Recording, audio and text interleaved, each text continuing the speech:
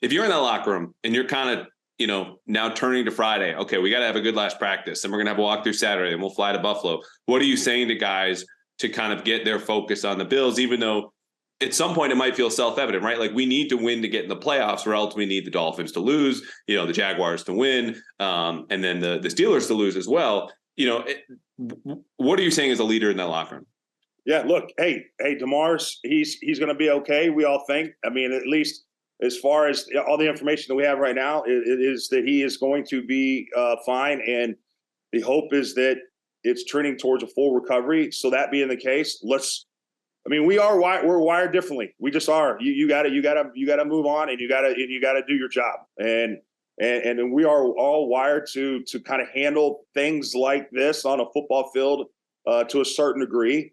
And so, your season, this has been, let's face it, Andrew, this has been a hugely disappointing, I think, season for the New England Patriots. It just hasn't been, and regardless of the fact that they are close to on the precipice of maybe making the playoffs, I think we can all agree that I think it's really been an underwhelming, disappointing season so far.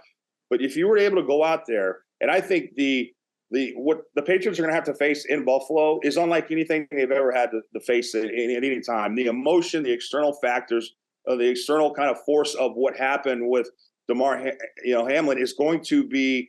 You're going to feel it from the minute you get to the stadium, and the fans and all the Buffalo Bills players, or the emotion that they're going to have is going to be so overwhelming that you're going to have to overcome so much more than you've ever had to overcome. The external factors are going to really be at play here.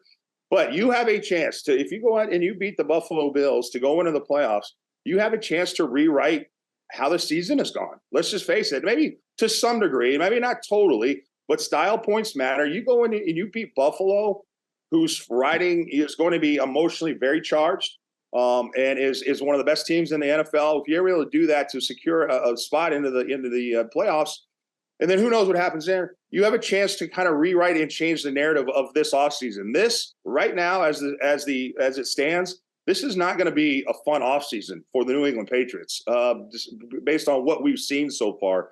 But you have a chance in this game to kind of change the narrative, if you will, and rewrite how this season is going to end up for the 2022 Patriots. So that's what guys are going to be focused on. That's what guys are going to be talking about, is that they have a chance to turn this thing around. And at the end of the day, that's really there for them. We're going to talk a little bit later on whether or not we think it can happen, but that's really what guys are thinking right now, Andrew. Yeah, and look at you, experienced radio man now, well in the media for years, answering my next question without me having to ask it, which is basically what interests you about Sunday, besides the fact that obviously if the Patriots win, they make the playoffs. In Damar Hamlin's situation, supercharging an already charged, and so I would say well-lubricated crowd out there in Buffalo, and obviously an emotional team that's going to be playing for a teammate with an energy that you can only really get in a life force from something like a near-death experience, which obviously Damar had. So I think that's all very interesting too, because obviously getting into the playoffs would be a launching point for something bigger. They might see Buffalo even as a 2 seed. I don't really care to get into all the different scenarios. The league is going to be discussing this after we finish recording here today. And frankly, a part of me is still just not there yet. Like as far as Damar Hamlin's health and what it means for the playoff picture in the AFC, I just don't care. We will get there. The playoffs will be here. The decisions will be made. And then whatever they are, we'll react, we will watch, we will analyze and move on. So you're right. One playoff win can rewrite that whole, I hate the word narrative. I want to take narrative, shove it into a cannon and shoot it into the sun because it's just so overused. But it's apt here because you think back to, let's go to 2009 and 2010. Like the Patriots are coming off that 2008 season, lose Brady, of course. You get back in the saddle. You don't remember 2009, 2010 as the Patriots winning the division. You remember because they got blown up by the Ravens. You remember because they got upset by the Jets in the divisional round. And so if you flip this around, disappointing season, win that playoff game, it's your first playoff win post Brady. Now, again, we're getting ahead of ourselves, but I think that starts Sunday in an environment that can only be described as supernova playoff environment. And that will give you the belief that they got from Miami, which is my other point about this game, that they had lost 4 straight to Miami. Okay, I don't remember the last time that happened, but I think it was probably before you were playing or maybe at the start of your career. Like it just, for all their woes down in Miami and playing in South Florida, never happened.